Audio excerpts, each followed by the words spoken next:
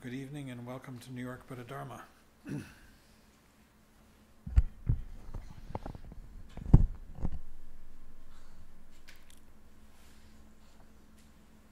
The title for this evening, the title of the talk, or the discussion, I'm hoping this is going to be a discussion, is Living Sanely in These Difficult Times.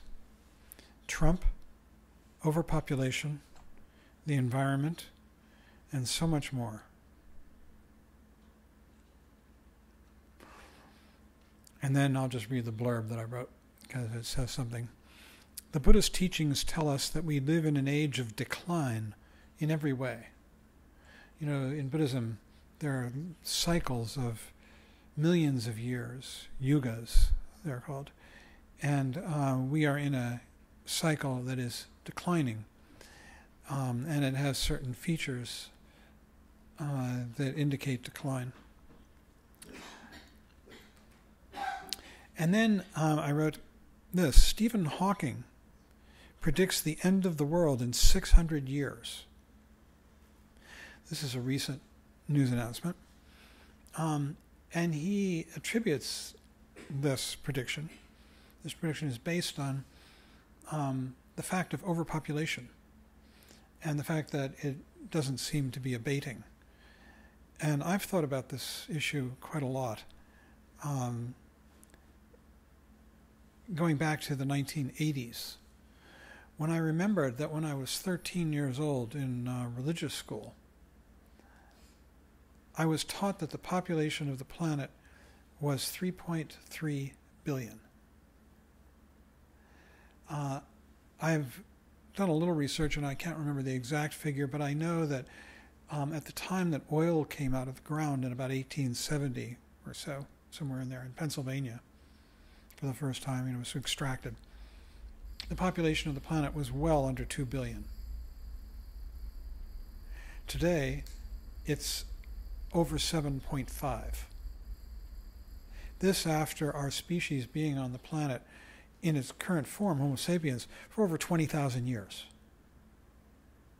So it's clear that population growth is accelerating geometrically, if not logarithmically. And the problems that it's causing are enormous. The environment, water shortages, in a lot of the war-torn areas like Syria and Iraq, and these are places that are commonly subject to drought. South America, different places in South America, water is increasingly a huge issue in the world. Food supplies, which are affected by that, and so many other problems attributable to overpopulation. And this is simply not a problem or an issue that has been addressed. I mean, the Chinese tried to address it when they tried to limit families to only one child. And the problem was that in that culture, male children were so valued over female. But what that policy produced was an explosion of female infants in orphanages. And a lot of Americans going to China to adopt Chinese baby girls, which there was a glut. And so the Chinese have backed off that policy. I don't know anywhere in the world where this issue is being, overpopulation is being addressed in any concerted or reasonable way. And Hawking based this prediction that the planet would be a fireball, is what he said, in 600 years, because primarily of overpopulation and its effect on the environment, the atmosphere, food supplies, war, everything. And he literally predicted a fireball.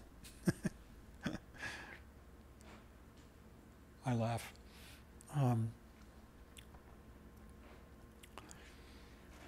And I wrote here, we see the most powerful man on the planet displaying heights of sociopathic egotism.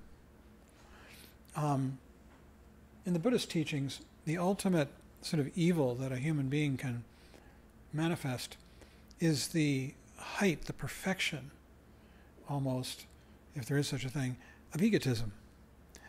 And the name for this is Rudra. Now, Rudra was an actual person who committed what in Buddhism is regarded as the most heinous of all crimes. He murdered his own teacher. And the reason this is the most heinous crime is that the teacher represents the Buddha, and the Buddha is the source of sanity altogether. So in murdering the teacher, one is murdering and denying sanity. But there can be other Rudras, and Trungpa Rinpoche, who was the teacher, I think, of everybody in this room at this point, or a teacher of, always wanted to meet a Rudra. He really did. He sort of wanted to do battle, you know. And there was a fellow about in the 1970s who was teaching a kind of spirituality.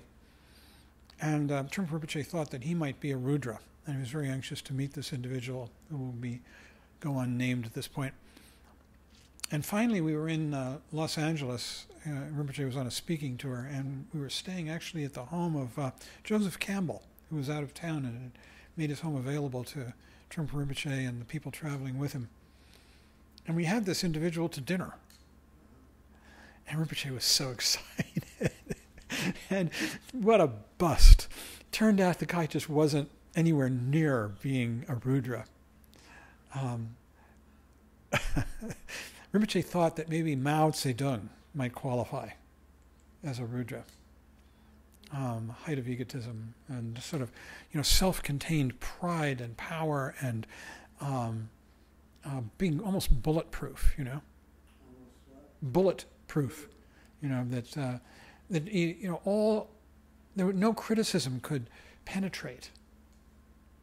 No doubt, about his own rightness and his willingness to do anything that pleased him. I think that perhaps our president may be a Rudra. He's manifesting a lot of the signs. The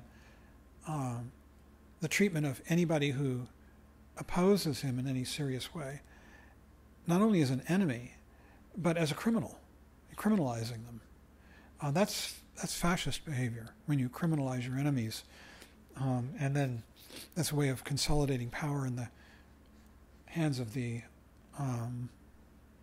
oligarch and other things. So then I wrote, what to do? How do we bring this to a path? Affirm the Buddha nature of all beings and accomplish the twofold benefit of oneself and others. I've been reading a terrific book, which I sent out to my friends. Is by Naomi Klein, and she is speaking at the New York Public Library on December 5th with another fellow about the environment. She's written extensively about the environment. This is a book about Trump, and it's bringing together a lot of her previous work. She wrote 2 other books, which are much more scholarly tomes, I gather. I haven't read them, than this. One is on brands, what she calls empty brands. This is a development that's occurred within the last, 50 years, where brands like Ford, Ralph Lauren, what are some big brands? Almost any big brand. The Gap. They've all become empty in that these names once represented industrial complexes, that were powered by an executive class.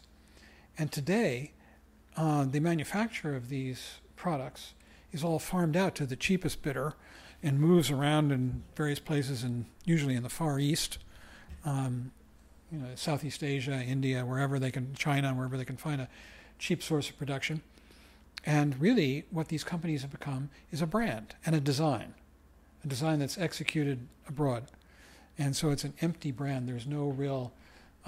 This is what one of Trump's campaign platforms was to bring manufacturing back to the United States, which he doesn't seem to have taken any serious measure to do, actually, but he campaigned on that to bring jobs back. Because so many people now, 50 years ago, people who are families that were looking at a rising income and a trajectory upward in their standard of living are now on a downward trajectory. Large numbers of them in this country, unemployed or working for less money. The idea of job security is almost a joke anymore in most industries. As a coach, I'm constantly dealing with people who are changing their careers because their job has evaporated. It's either been disintermediated, is one of the terms. That means cut out of the food chain, no longer exists. For instance, I used to have a company that our clients were travel agencies. They were disintermediated by the internet. There are very few travel agencies around anymore. When I was in the business, there were 8,500 travel agencies in the United States. Now there are many fewer because they've been cut out. And this is what is happening now with a lot of jobs. They're being disintermediated by automation, by the empty branding of products. She talks about that. She talks about many things that are going on in our world and in our economy. And one of the things that's most unsettling that she talks about is the movement of our form of social and political organization towards oligarchy. That increasingly, especially as a result of the Supreme Court's decision a few years ago to make it possible for people to give unlimited amounts of money to PACs and political candidates, the wealthy now are basically buying the political system. And people like the Koch brothers, and more recently, people who've been getting some attention in the press are the Mercer family. These families are spending millions upon millions of dollars to influence elections and have their way. And there are many others. And increasingly, we're becoming a society ruled by the very, very rich. And this is a huge issue. It's a big change. We're no longer a democracy as much as we are an oligarchy.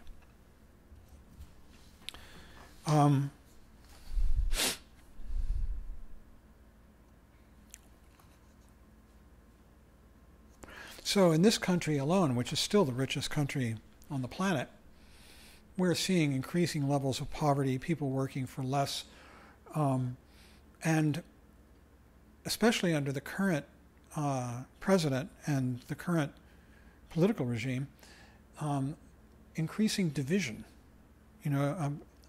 among the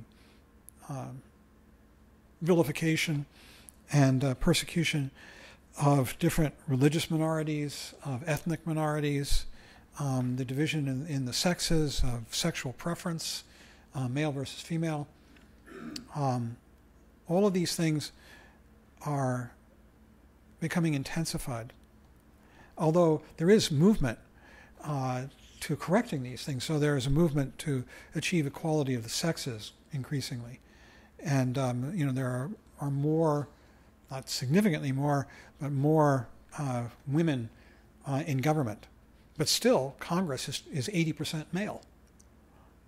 We rank on that regard way lower. That's something like number 80 in the world, for achieving equality of the sexes within governance.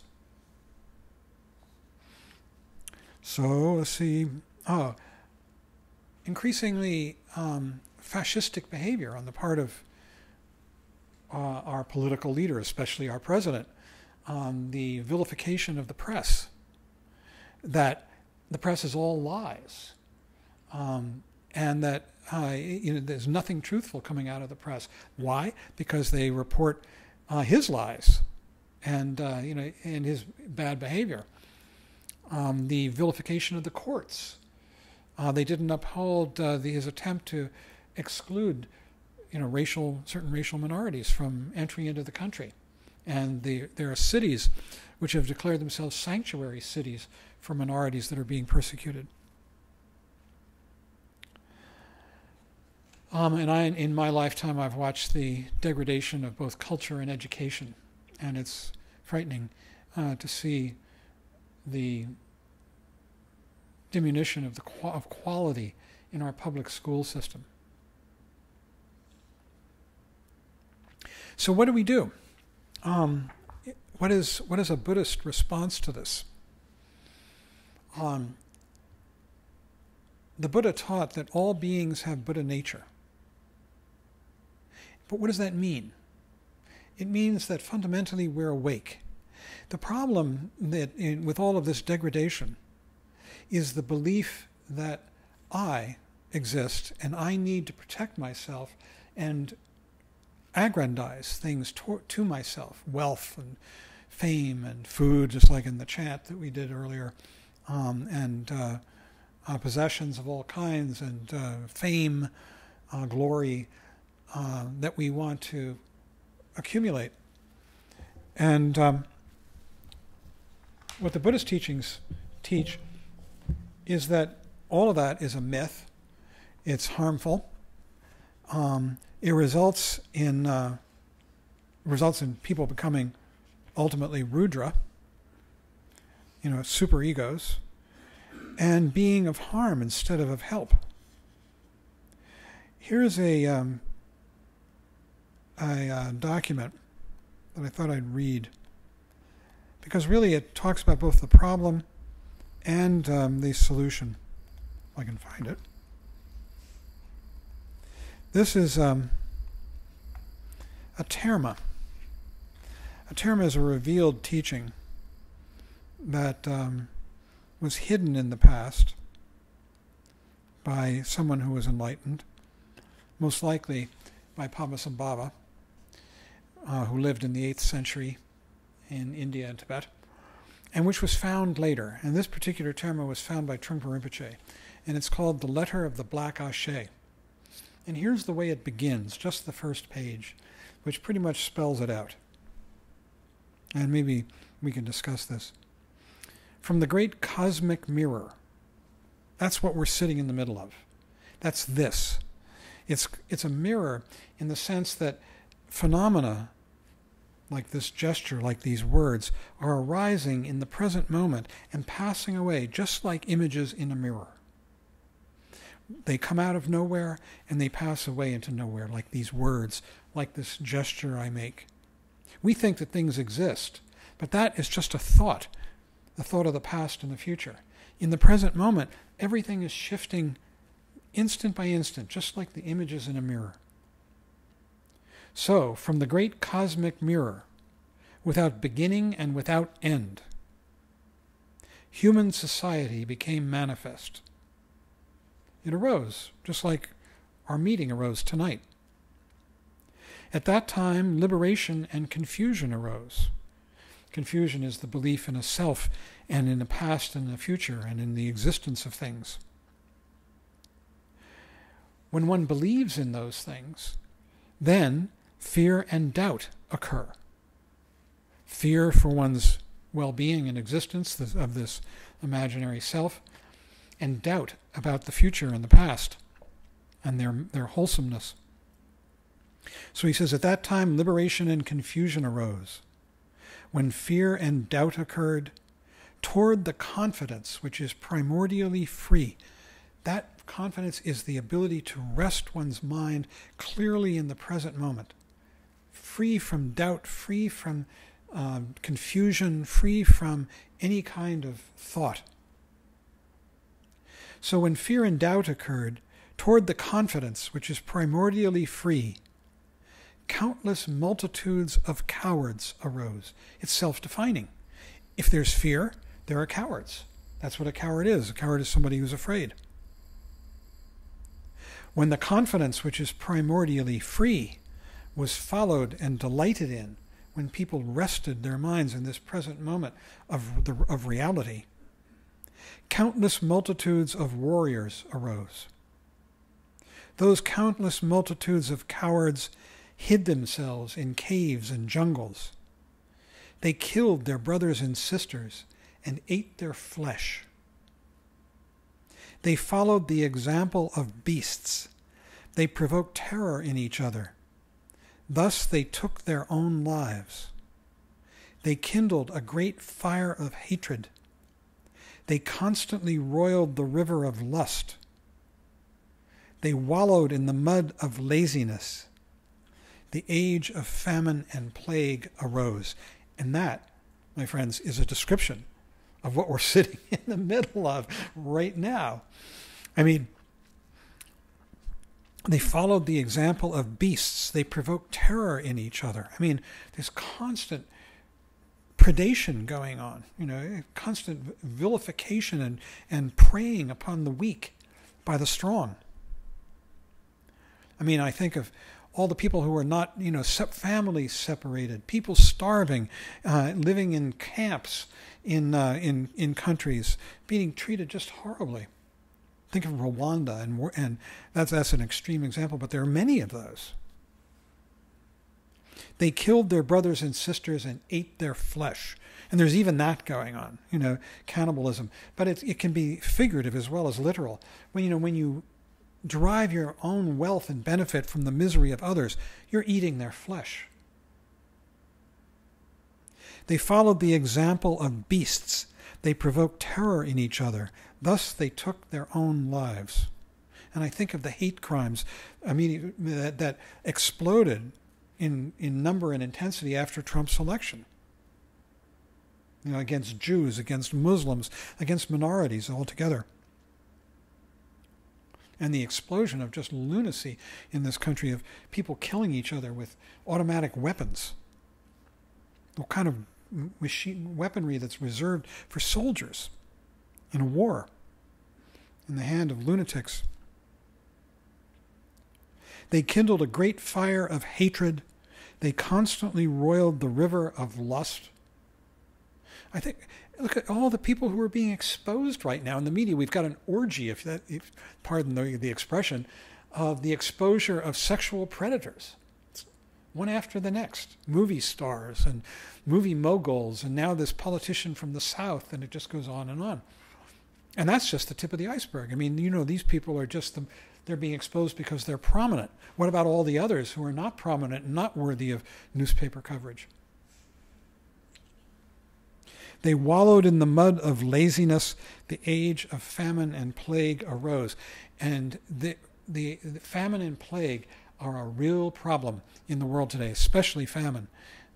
There are areas of the world where there is just not enough food, where there is tremendous drought, and people are starving. Do you know that, I remember about 20 years ago reading the World Bank figures on poverty. And at that time, 1/3 of the world's population was officially poor.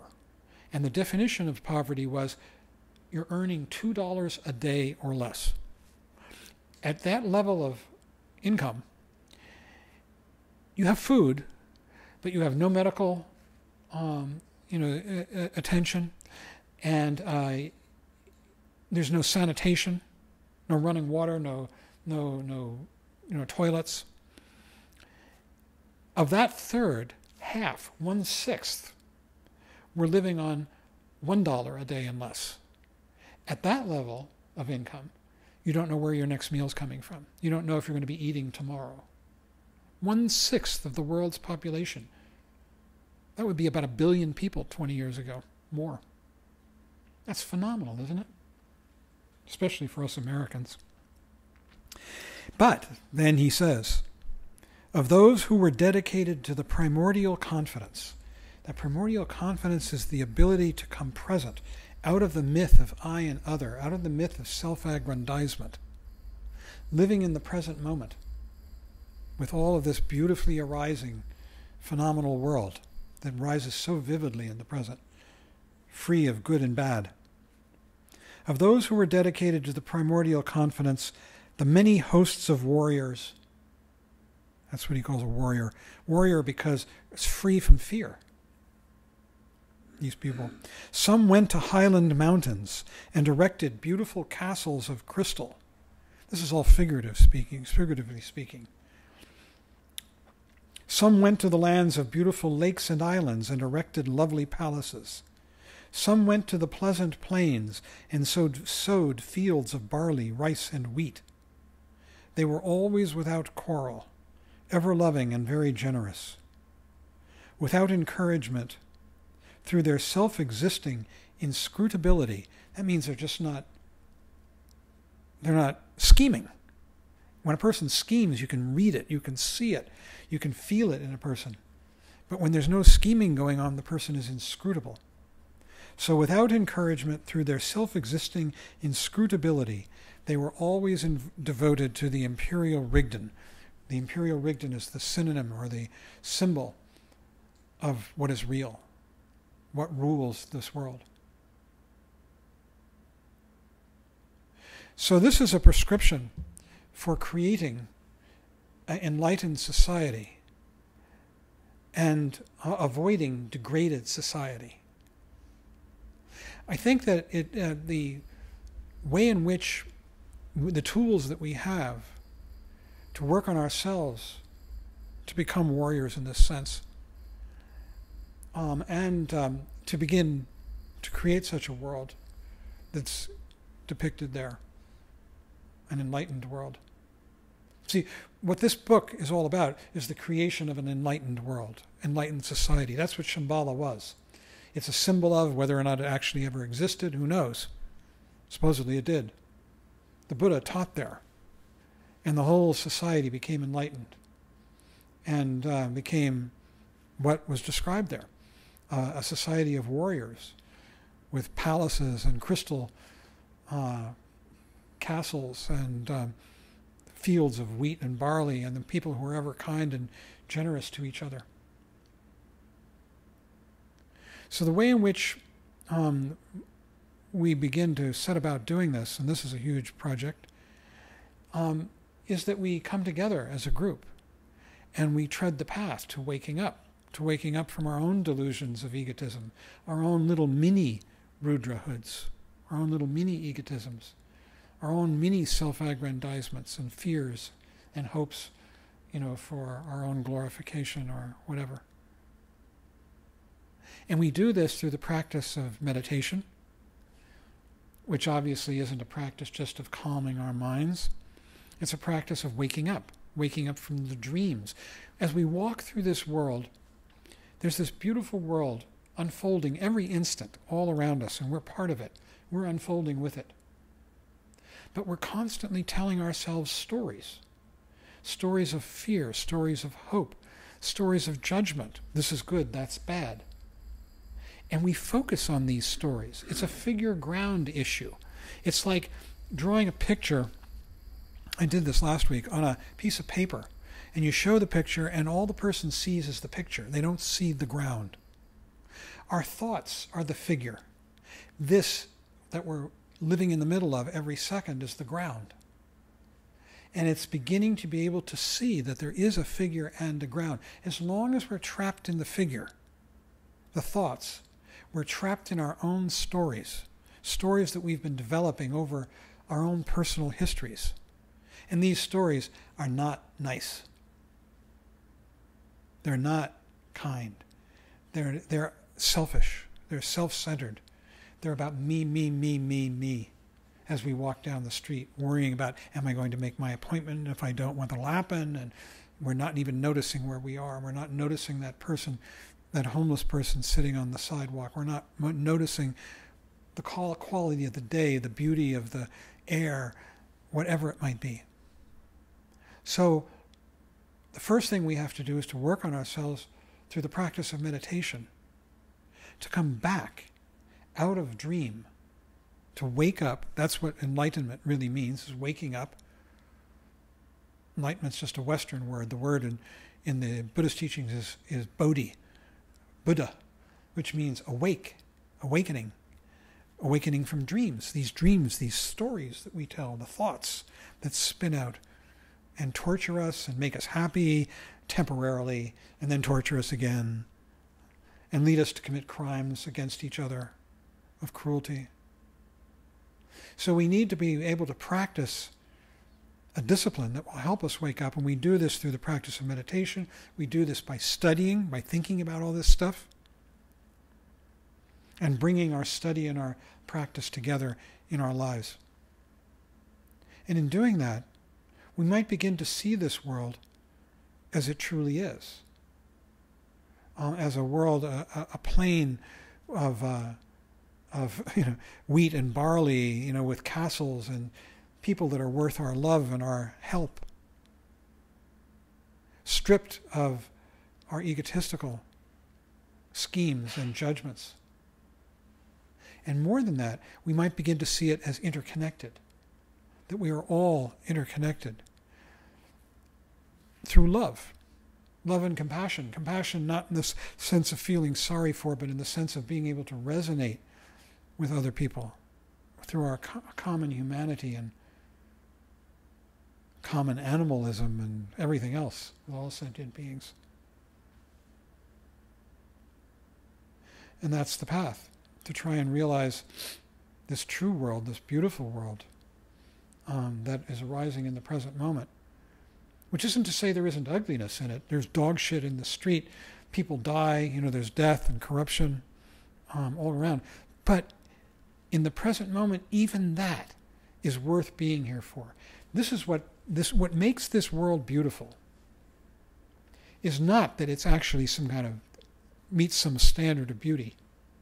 What makes it beautiful is that we see it as being totally of value for no reason at all. That it's just worth being here for. All of it. The death as well as the life. The shit as well as the beauty. All of it is worth being here for. And when we think that it isn't, then we set off on this idea of trying to make it better, of rejecting this and cultivating that. And as it says in one Buddhist text by a Chinese patriarch, when you make those kind of distinctions, heaven and hell are set apart. You create heaven and hell. So it's about waking up, and it's about beginning to work together. I like one thing that at the end of her book, Naomi Klein, the end of No Is Not Enough, she talks about the necessity to get into action, to begin to become involved, and to be, just to participate, not to sit on the sidelines.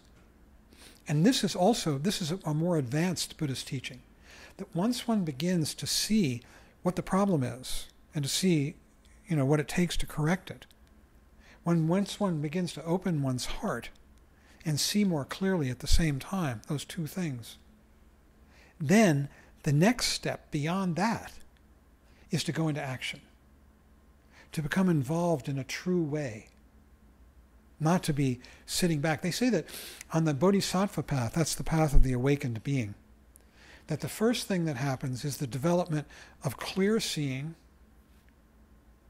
ability to see the world stripped of good and bad, I and other, judgment, self-aggrandizement, clear seeing, see it as it is, ta-ta-ta in Sanskrit, and the development of compassion.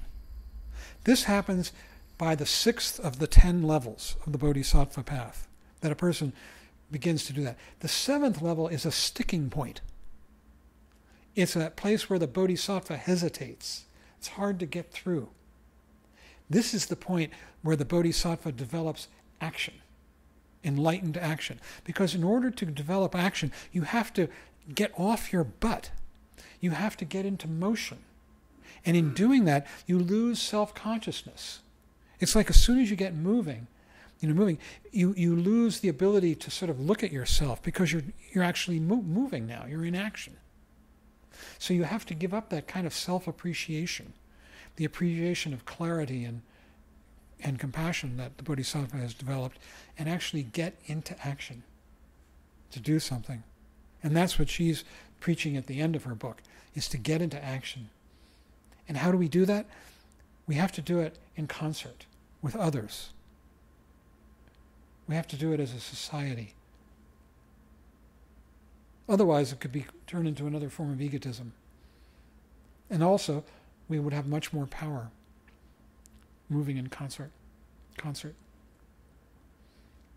So, Trungpa Rinpoche told us we have to create enlightened society. That's what he wanted to see happen. That's what the whole notion of Shambhala is. The creation of an enlightened society. As he described, or as was described in that Terma, the letter of the Black Ashe, that world where the primordial confidence, which is eternally free. See, it's just here. It's like nobody has any doubt that they're here. Nobody doubts that they can climb the stairs as they walk up the stairs, unless you've got a physical problem. But I mean, everybody in this room knows they can climb stairs. They can walk down the street. You don't even think about it. It's pure confidence. If you're saying to yourself, yes, I can do it, yes, I can do it, then there's doubt. So the primordial confidence that is free is just right here. It's in the space. It's just a matter of coming back.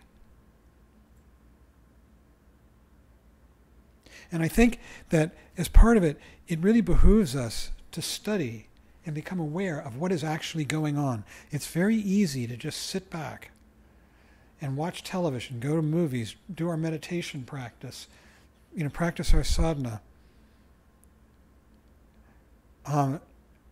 We need something. We need people like Naomi Klein and others, whoever particularly meets your taste, to wake us up so that we can actually take a look around and see what's going on in this world, what needs our care and our involvement.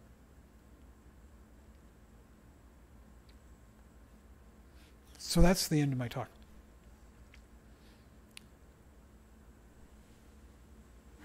And I would really love discussion. I feel about this that I feel that I'm pushing my envelope with this kind of a talk.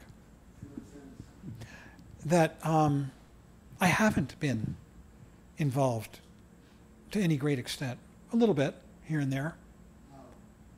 How have I been involved? I have a client who is trying to get 100 women elected to Congress by the year 2020, and I'm very supportive and enthused in helping her and trying to help her raise money for it.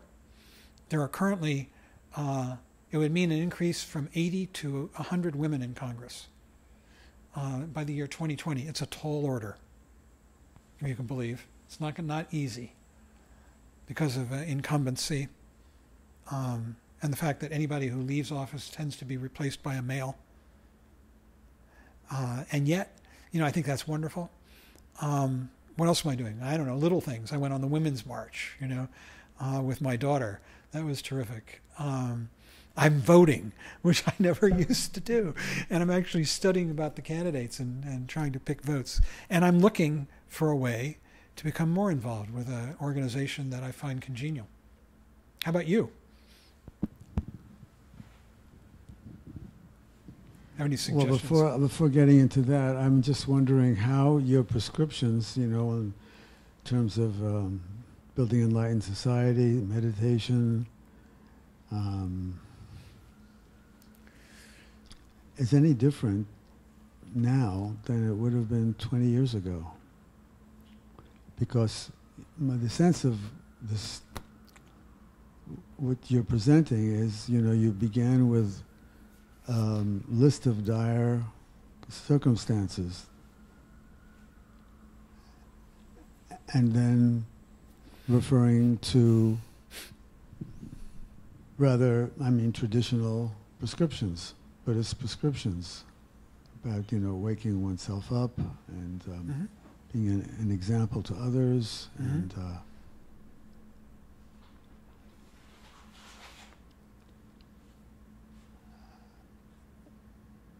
so what's the difference? It's hard for me to tell whether the world is worse off now than it was 20 years ago, or whether I'm waking up more to the state of the world. I tend to think it's both. I meant the difference in terms of what to do. Oh, what to do? Yeah. I'm not. What do you mean the difference? Well, I mean, you began by saying, well, we need to meditate and cultivate our sanity and our compassion, and that's been true for 2,600 years. Right. And then when you talked about seeing the world clearly, well, one sees the world in dire circumstances. And I'm really not concerned about the way it looked 20 years ago, frankly. Yeah. I'm concerned about the way it seems to be now. Granted. So the question is, if you see the world clearly, then what? Do something. Well, do something. That'd be of help. Yeah, I mean, I'm doing a few things. And yeah, and to enrich your and other people's lives, to bring together. Well, but that sounds abstract. Well, I mean, you have to. How does one do that? Well, I think by joining with others, as you say. Right. And also on the individual basis, just being kind. Exactly. Yeah. I mean, Pulnap Rinpoche has urges us to go kind. That's his kind of... so his what? Go kind. Go kind. Go kind? K-I-N-D. Go kind. Go kind. In other words, that's the way to go. Oh, I see. The go kind. Yeah. Something so simple as that. Being kind to, saying something like, there was a woman who entered the bus and it was about a weekend before Halloween, and she was quite made up. I thought it was a very good job, and there were people kind of snickering because it was a little early, and there weren't a lot of people out with costumes. So on the way out, I passed her and I said, "I like your costume." And she kind of looked at me and smiled. I mean, something as simple as that,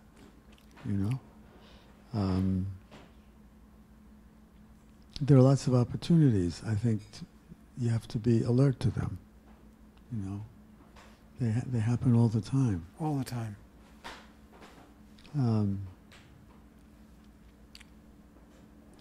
Yes, so I belong to a group called the Indivisibles. Indivisible is a network, a national network Right. of local groups that are working to address certain social, political problems.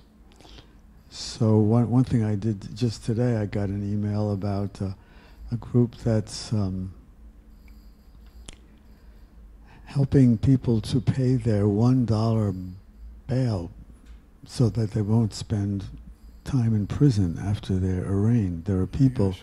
this I don't quite understand. Apparently you cannot, someone else has to pay your bail. You can't pay your own bail. And if you don't have another person to pay your bail, let's say if you're homeless or alone or whatever, they put you in prison until you get a court date. So there's a group of people who are willing to, you get yourself put on a list and you're notified about a person who needs $1 to avoid prison, and then you go down to the nearest jail and you post bail. That kind of thing. Have you done it? Well, I just signed up today. Uh-huh. And then there's another group, the Indivisible group, working on the political level of working for, let's say, the New York State Assembly passed single-payer health plan, which would have been the first in the country, I think. But it was stopped in the Senate. And, there are complexities about that. So, it's about addressing that, about informing people about what their representatives are doing, in terms of obstructionism, that kind of thing. That's great. Yeah.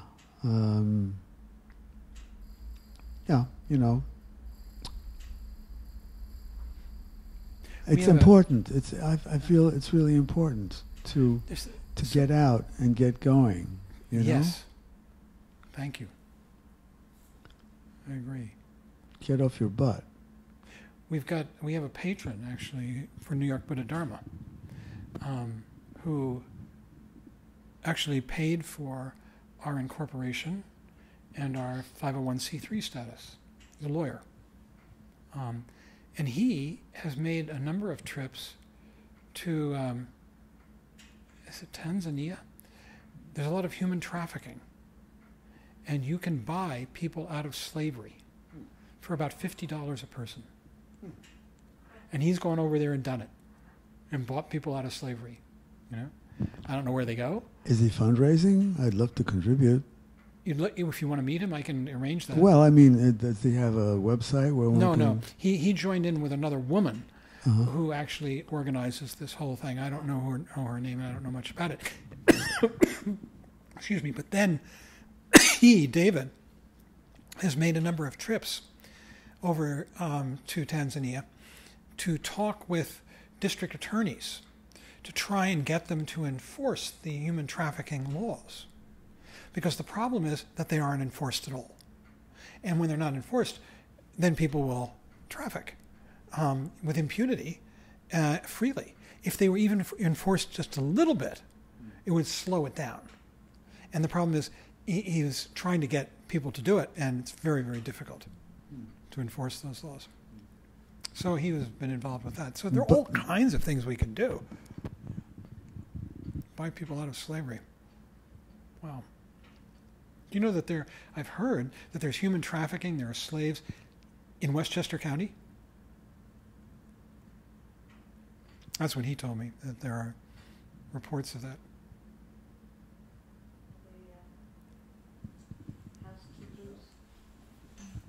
I've heard of housekeepers brought over from other countries that come to live with families, and they never get paid. They're not allowed to go out. They can't call their families.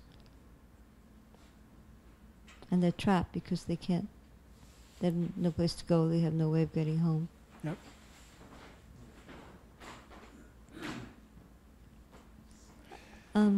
So maybe, I wonder if we could, that's a terrific suggestion about Indivisible. I've heard of that organization. I'm going to go home and look it up on the web. Maybe we could come up with lists of things that we could put on our Facebook page to suggest for people to become more involved. Well, one of the things we once asked Khenpo Tsultrim Gyamtso Rinpoche what the best professions were. And, in terms of being a practitioner. And he said the best profession on top of the list was being a teacher, like a Dharma teacher. Dharma teacher. Yeah. And I guess other teachers too. Teaching is high up, like number one on the list. And then number two would be a doctor or someone in a medical profession that's helping people that are sick. Those are the two main professions. But I think as practitioners, because all of us here are teachers, it's very important that we understand how meaningful it is to be a Dharma teacher, giving meditation instruction and teaching the Dharma, because it's important for people to have access to enlightened teachings. That's really important, and not to undermine that.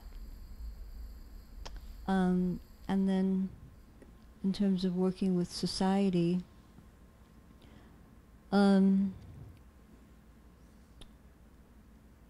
what Alan was saying, be kind.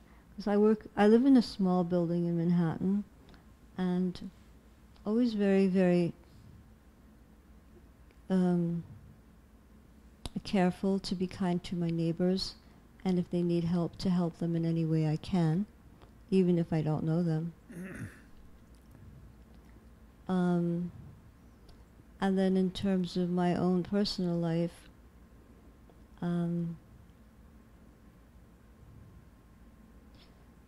I have a non-for-profit organization that we fundraise, and we use the money to work with children and teens and young adults in the city, teaching them about Buddhism, about meditation, and also the teachings of the Buddha through plays and workshops and performances.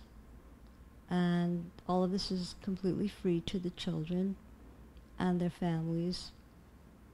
And the important values of this organization is called the Milarepa Children's Theater and Chorus. We're under the auspices of Khenpo Tsultrim Gyaltsen Rinpoche. The important part of what we teach is that we study the teachings of the Buddha, or Milarepa, or whoever we're studying, and then a last play was about Tara. The performance itself is the least emphasized.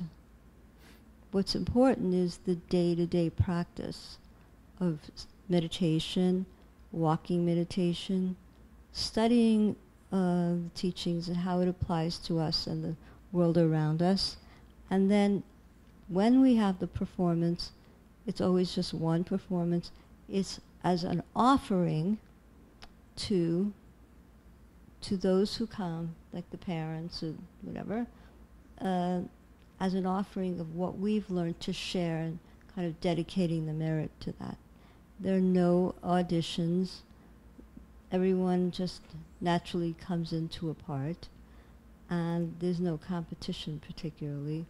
It's an ensemble group. And I think that these are values that aren't really ever emphasized in the world that we live in now, because most things are on competitive level.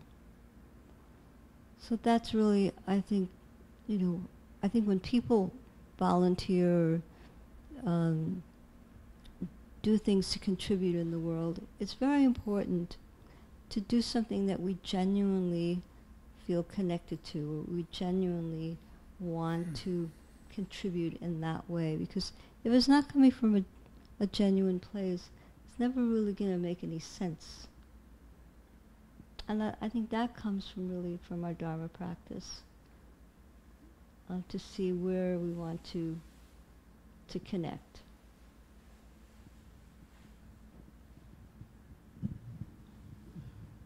The Vajraregents once told me, it doesn't matter what you do in terms of a profession. The important thing is, what is your intention?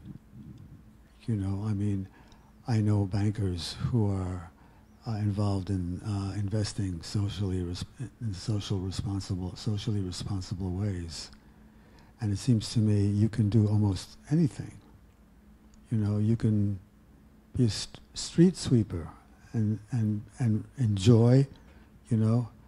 Of course, this may sound a little unrealistic because most street sweepers are probably locked into low-paying jobs, but it's possible to do all sorts of things with pride and with the sense that, on some level, even it's a minute level, they're doing their part to create a better world, whether it's a cleaner world or it's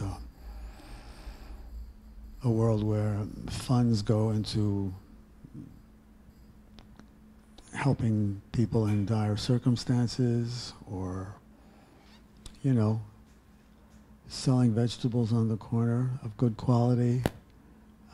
It could be anything, really. And I think connecting with what you're doing is essential for that to happen, to have a sense that you're doing something of value. And I think in order to do something of value, to want to do something of value, you have to feel that you are of value. And I think that's where it ties into Dharma. You have to feel that you're that you are indeed of value. You're leading a precious human life. You're expressing something of value, so that whatever you do needs to have some kind of value to it. And within the Dharmic context, the value is helping others. Panla Rinpoche said, someone asked him, we talk about leading meaningful lives, and someone asked him, well, what do you mean by meaningful? What's meaningful? He said, helping others. So simple. Just helping others. In any kind of way. You know, selling empanadas with a smile, you know. It could be something as simple as that. Also, I think it's very, very important to support the neighborhoods that we live in. So if, let's say there's a little stationery store in our neighborhood, go in there and buy things from them, rather than going to Amazon or Staples and getting it cheaper. But look around the neighborhood that we live in and go in and support the stores that are there so that they can keep in business and we can have our neighborhoods flourishing. That's really a big way to help, by supporting them financially with art purchases. Because nowadays you don't even have to buy anything in a store. You could just order online and never even go into any of the stores where we live. But these people need to make money, and it's really important to have neighborhood stores. Because when I was growing up, there were like markets around the corner. People knew their grocers. Everything was sold on the street or in little, shops. And it was very friendly. But now, the building that I live in gets 1 million boxes delivered every single day. And even food. Food is delivered in boxes. They never shop in the neighborhood. So how are we going to support these people's lives? It just seems so not important to us because we're in a different mind stream, but really it's very important to look around and help people that we live with us.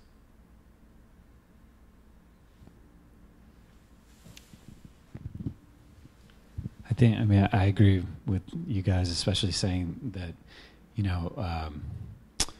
I think that you can do any job. I don't think that there are any, I don't know if there are any jobs in society that actually exist for no reason, in the sense that, whatever the job is that you want to vilify, if it's like bankers or, Wall Street like traders or like lawyers or whatever job you want to take and vilify, there's really nothing inherently bad about that stuff. It's like, what was the movement? What was the movement for like the Wall Street movement a couple of years back? Occupy Wall Street. Occupy Wall Street, right? Occupy Wall Street.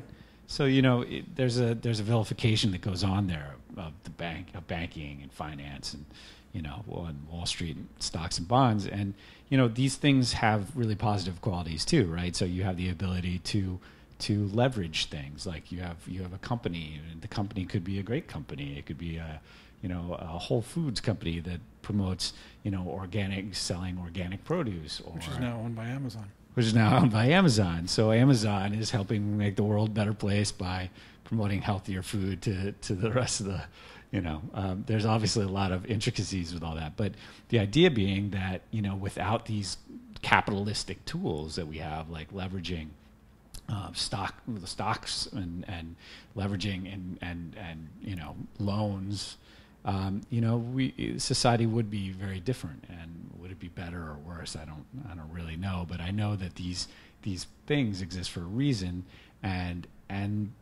there's nothing that says it has to be an inherently bad thing.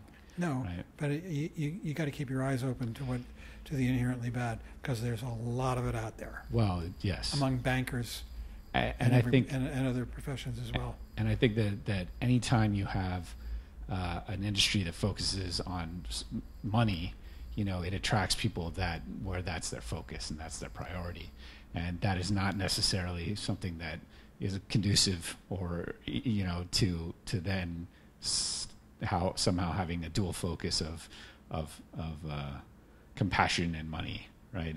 It's not impossible, but it's not easy either. I mean, there were tremendous excesses in 2008-9 in the banking world, and following, that huge financial debacle, there were laws put in place to try and control them. Trump's removing them now.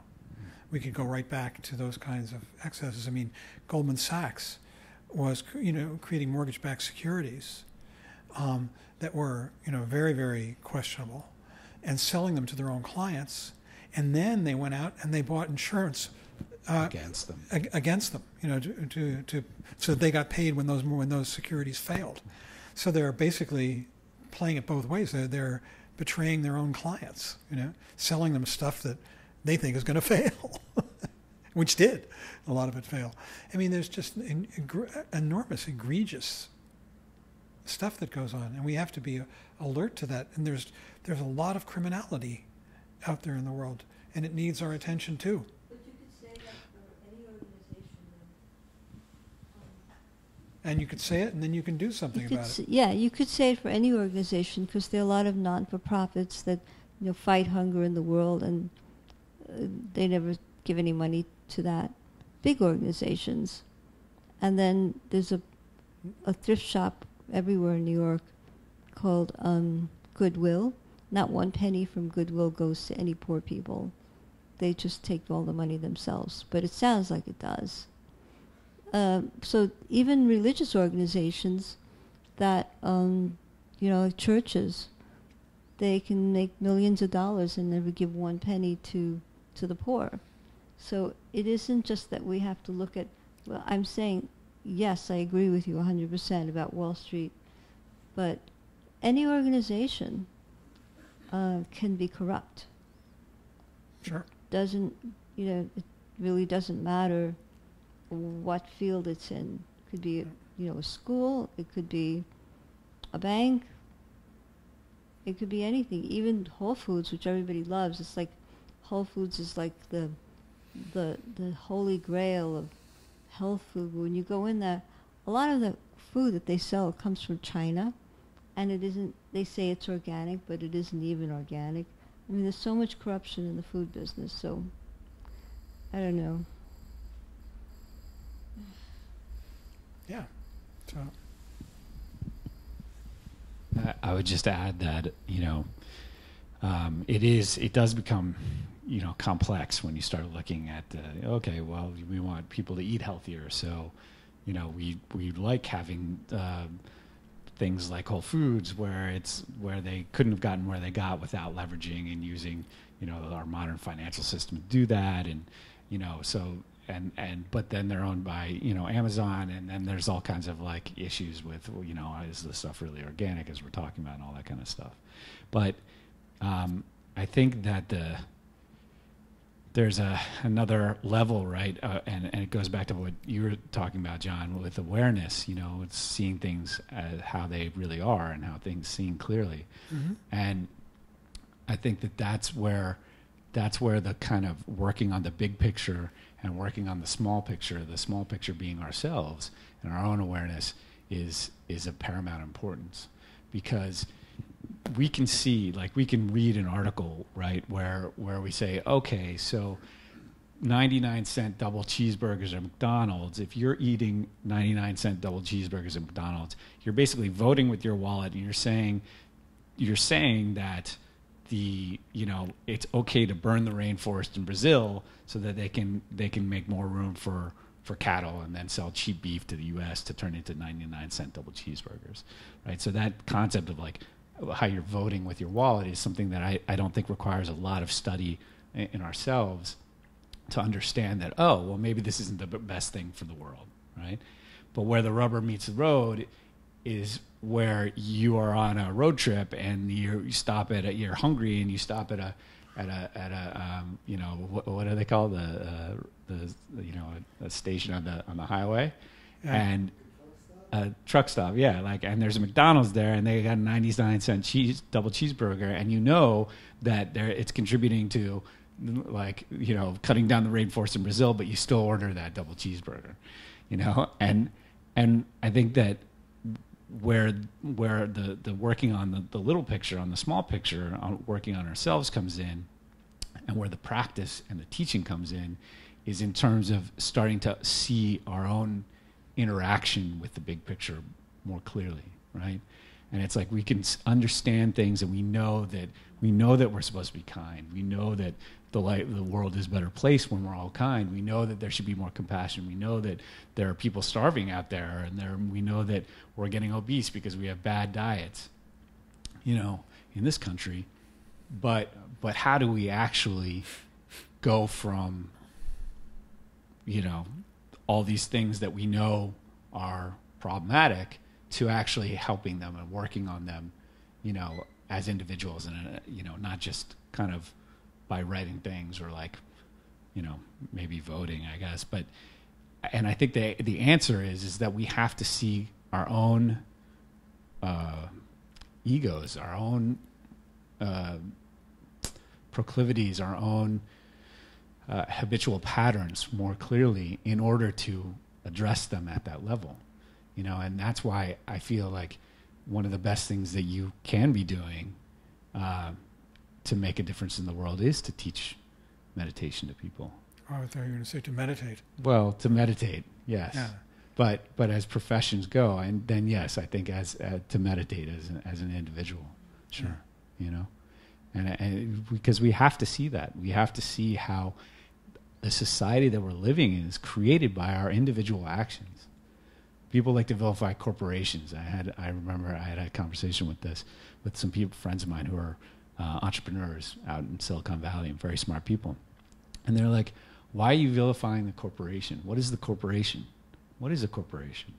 They're like, oh, the evil corporations that are money hungry and they're like just greedy and all they care about are their shareholders. What is a corporation really? Corporation is nothing other than a group of people who are all making collective decisions, and those decisions are sometimes concentrated at the top, but there are a bunch of people making individual decisions to pursue whatever greedy or profit focused endeavor that they do. So really, it's not a corporation that's the problem. It's us as individuals making choices that don't benefit society. I think I would disagree to some extent. Yeah. In that the structure of capitalism, I heard Muhammad Yunus speak a number of years ago. Muhammad Yunus, he's the fellow who is credited, rightly or wrongly, with inventing microfinance. And he and the Grameen Bank, which he created in Bangladesh, won the Nobel Prize Peace Prize in 2006 or 7. And I heard him speak, and I felt like I was listening to an amazingly powerful bodhisattva. He's all about ending poverty in the world, and he thinks it's possible within our children's lifetimes. It's an extraordinary idea. But what he said was, and it's almost a slogan, and I think he's right. He said, capitalism is a wonderful system for generating wealth. It's a poor system for distributing it. And that's because it's a winner-take-all game, We're seeing it right now with the increasing concentration of wealth and power in fewer and fewer hands. Amazon buys Whole Foods. It's just this pyramid, and where it just keeps moving up to a smaller and smaller. And the emergence of the United States is an oligarchy.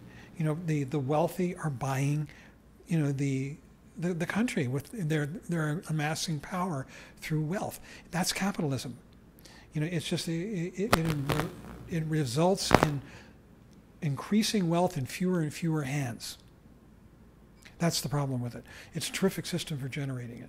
And the corporation is the main tool of capitalism, and its sole purpose is to generate profits for stockholders, to the point where a corporation that engages in philanthropy for truly philanthropic purposes, not as a strategy for, improving its image, and making more sales, but truly motivated, by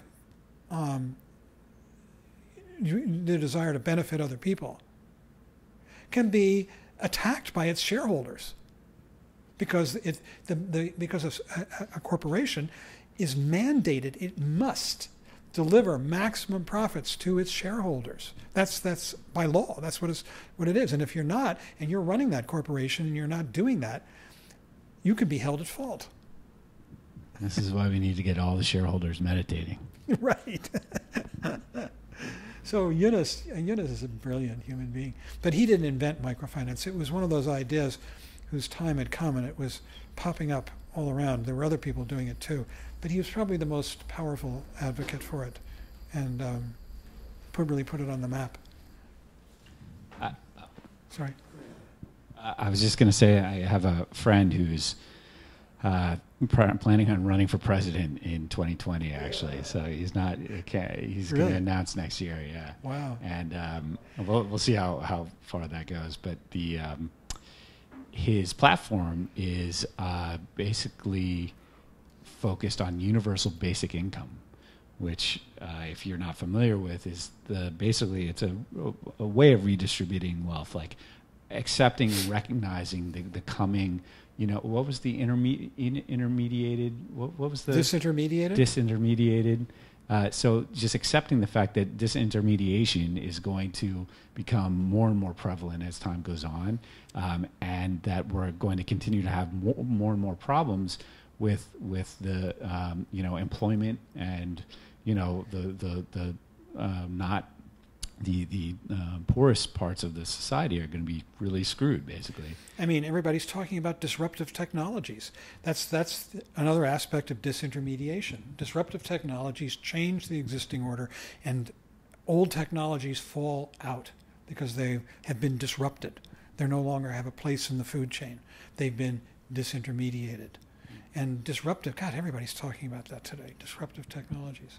Everybody wants to come up with the next disruptive technology. Well, I don't know whether new technologies necessarily mean disastrous, need to have disastrous social consequences. I mean, this has been said, like with the motor car. This has been said with the telegraph. Every new startling technological innovation has been greeted with cheers and fear.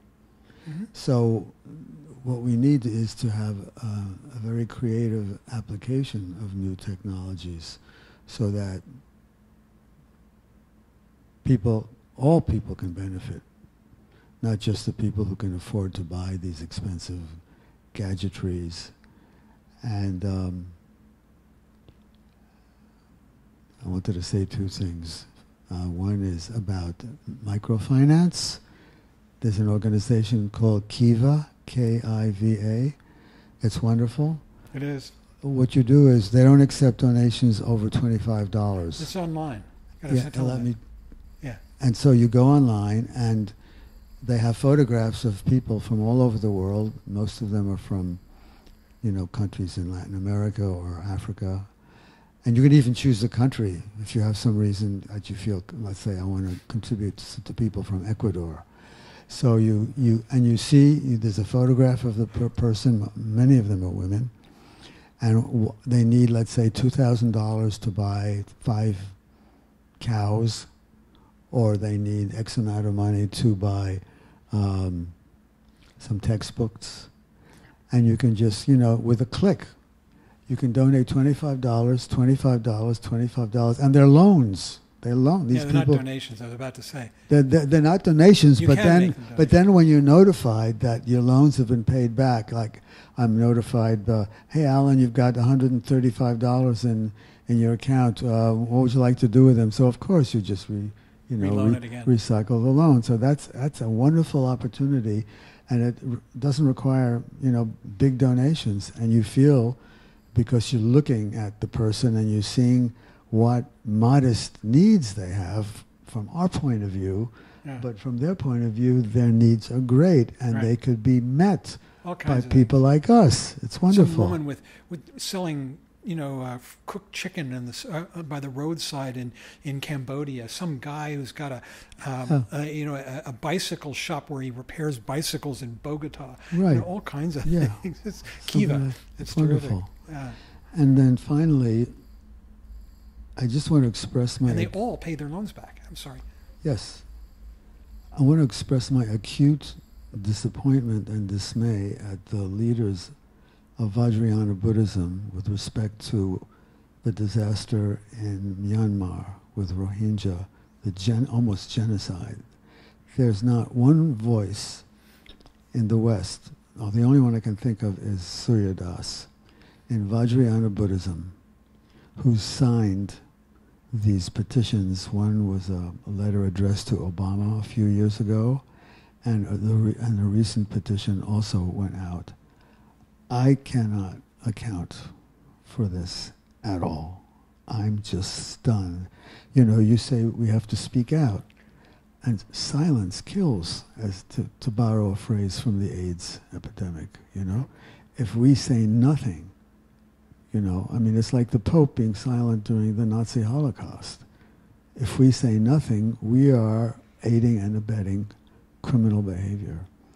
And why nothing has been done in the Sanghas of Vajrayana Buddhism in this country, in the West, is... Maybe we should do something as a Sangha. It's beyond me. I mean, I just cannot fathom What do you think? Their silence. Yeah. I think we should investigate, maybe ask someone like Punla Rinpoche, why do you think that is? What do you say?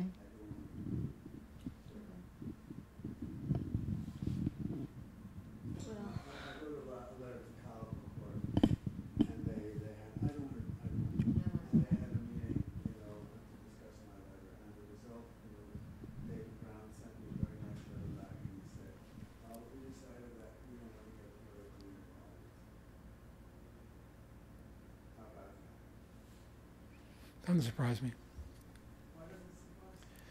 I don't want to go into it on this mic. You have anything, Sasha? Huh?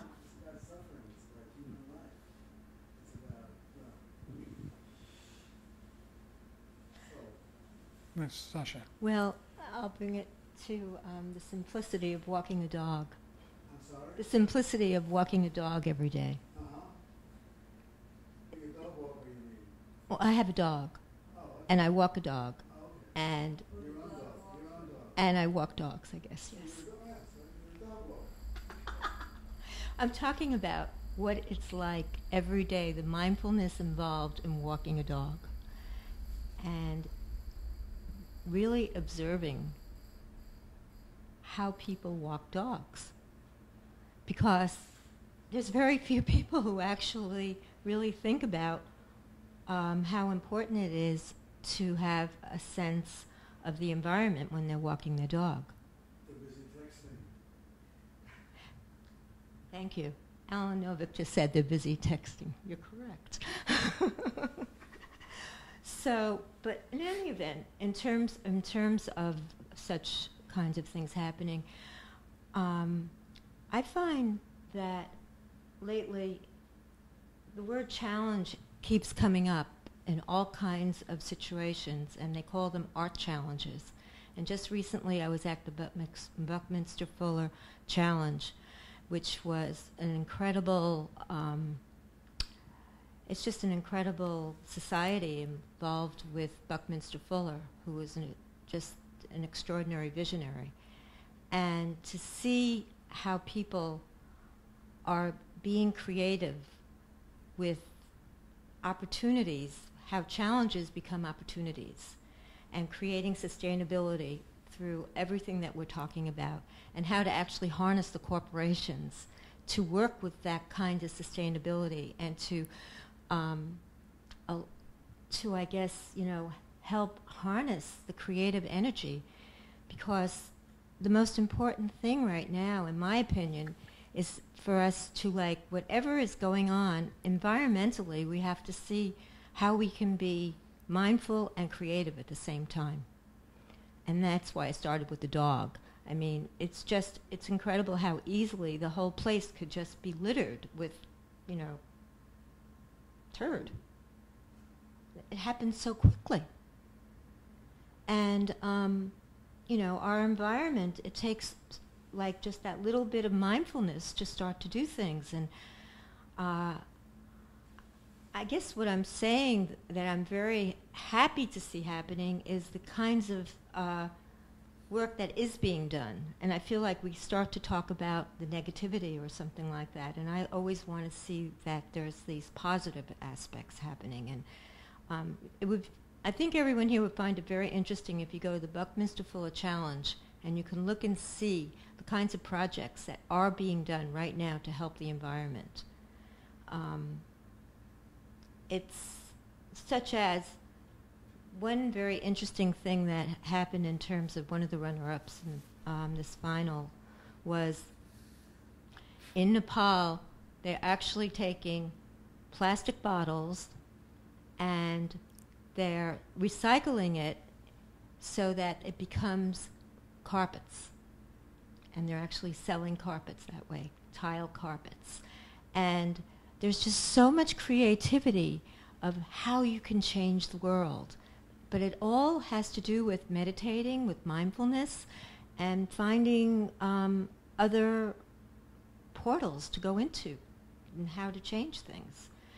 And I think what's really important is the sense of understanding what sustainability is. And it's in a very interesting word, because someone once said to me, well, what's the opposite of sustainability? And you know what? I couldn't remember what it was. And so I did some research. And it's obsolescence. Now, our whole society has been built on obsolescence. But the more that we start to understand what sustainability is, the more obsolescence starts to dissolve. And you could see in corporations how they're starting to repurpose cars or what they're trying to do so that it's not that planned obsolescence any longer. And so that's what I feel is extremely important for us to examine always, to investigate how we can do things creatively to continue with sustainability. Maybe we should end here. What do you think? I just want to say one thing about Nepal, that especially in Kathmandu, nobody comes to pick up the garbage. There's no such thing as a garbage truck. And they just burn garbage in the street. Like there's a pile of garbage that's just burned, and a lot of it is plastic. The air pollution's already really very bad there. So one of my friends, Russell, was living in Kathmandu for a long time, and he and a Nepali friend of his formed kind of like an organization where they would go around and try to educate people about how to take care of the garbage so that they don't burn it. And if they saw someone burning garbage, they'd go and talk to them. And he said they were making some kind of headway there, but it was really difficult. So what was going on there? So let's dedicate the merit.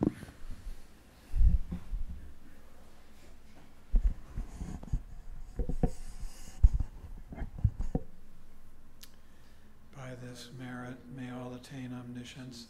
May it defeat the enemy, wrongdoing, from the stormy waves of birth, old age, sickness, and death. From the ocean of samsara, may I free all beings. By the confidence of the golden sun of the great east, may the lotus garden of the Rigdon's wisdom bloom. May the dark ignorance of sentient beings be dispelled. May all beings enjoy profound, brilliant glory.